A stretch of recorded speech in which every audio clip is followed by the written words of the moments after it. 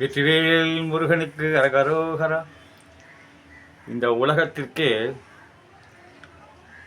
ஆசிய திலகம் நமது பாரத பூமி ஒரு இதயத்தை போன்றது, கர்ம பூமி.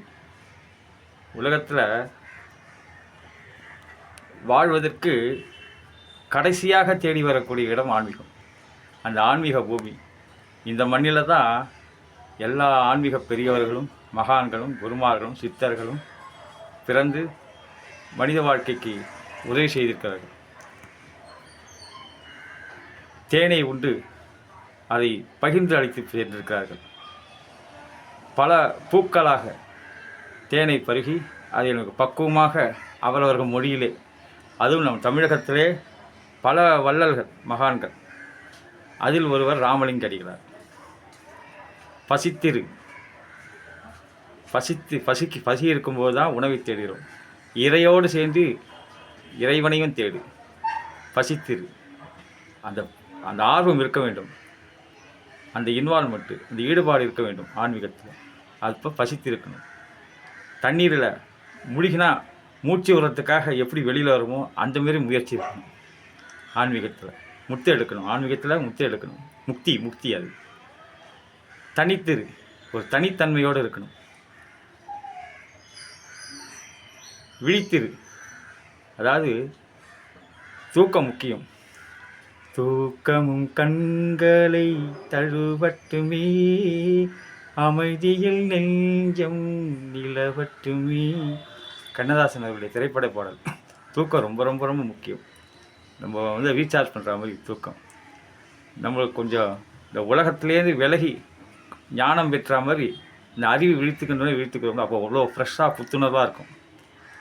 அது தூக்கம். அந்த விழிப்பு என்பது நம்ம செய்கிறது எல்லாம் என்னென்னங்கிறது நமக்கு தெரிஞ்சே நடக்கிறது. நம்ம என்ன செய்கிறோங்கிறது நம்ம உணர்வது. நான் தெரியாமல் செஞ்சிட்டேன்னு சொல்ல முடியாது. அந்த விழிப்பு நிலை. பசித்திரு, தனித்திரு, விழித்திரு. அவர் சொன்ன ஆன்மீகம் நான் 45 வருஷமாக 50 வருஷமாக மலைக்கு போகிறேன், நான் பழனிக்கு போகிறேன், நான் பல பாடல்கள் படிக்கிறேன், ஸ்லோகங்கள் படிக்கிறேன். அது ஆன்மீக வளர்ச்சி இல்லை, ஆன்மீகத்து உதவி. அவர் ராமலிங்க வள்ளலார் அவர்கள் சொல்வது அதுதான். குழந்தையில் ட்ரேடு விளையாட்டு விளையாடுறோம். அதில் பணம், சொத்து இதெல்லாம் விளையாடுவதாக இருக்கும். குழந்தைகளாக இருந்தபோது அதையெல்லாம் அது பொம்மையை கூட உயிருள்ளதாக போற்றி அதை விட மனசில்லாமல் பாதுகாப்பாக வைத்திருப்பது குழந்தை மனசு.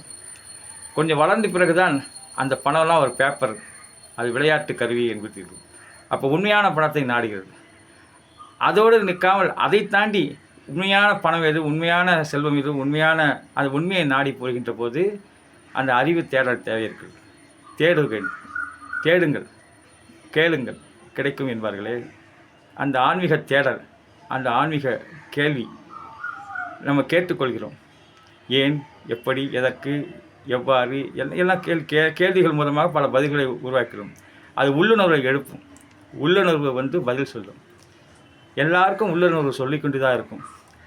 நாம் பதட்டத்திலும் பயத்திலும் ஆர்வத்திலும் ஆசையிலும் அவற்றை கேட்க மறந்து விடுகிறோம். எல்லா வாழ்க்கையும் சோகங்களும் சுகங்களும் அவரவர் வினைப்பயனும் உண்டு, அவர்கள் மனப்பாங்கும் உண்டு, இரண்டும் உண்டு. ஆன்மீகத்திலே நீ எந்த அளவுக்கு முயற்சி செய்கிறாய், எந்த அளவுக்கு தியாகம் செய்கிறாய், எந்த அளவுக்கு சேவை செய்கிறாய், எந்த அளவுக்கு அந்த ஆன்மீகத்தில் முன்னேறி கொண்டிருக்கிறாய் என்பது அந்த குணங்களில் தெரிந்துவிடும், அந்த பண்புகளில் தெரிந்துவிடும், அந்த வார்த்தைகளில் தெரிந்துவிடும். ஒவ்வொரு அசைவையும் இந்த உலகம் கவனித்து கொண்டிருக்கிறது. பிரபஞ்ச சக்தி என்று சொல்கிறார்களே, நீ எதை நோக்கி செல்கிறாயோ அது வழி விட்டு கொண்டே இருக்கணும். காடு வெளியிலிருந்து பார்க்க இருட்டாக இருக்கிறது, ஆனால் அது உள்ளே நுழைய ஆரம்பிச்சது வழி தெரிகிறது.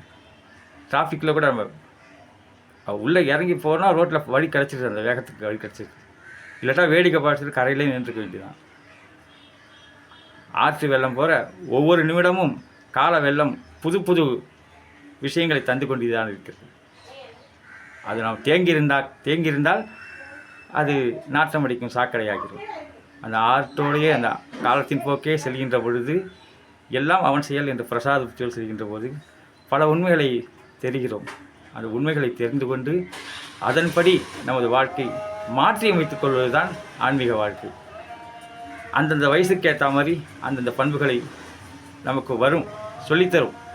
அதை நாம் கடைபிடிக்க தவறினாமல் நமக்கும் அந்த மிருகங்களுக்கும் ஒன்று வித்தியாசம் இல்லாமல் போயிடும்.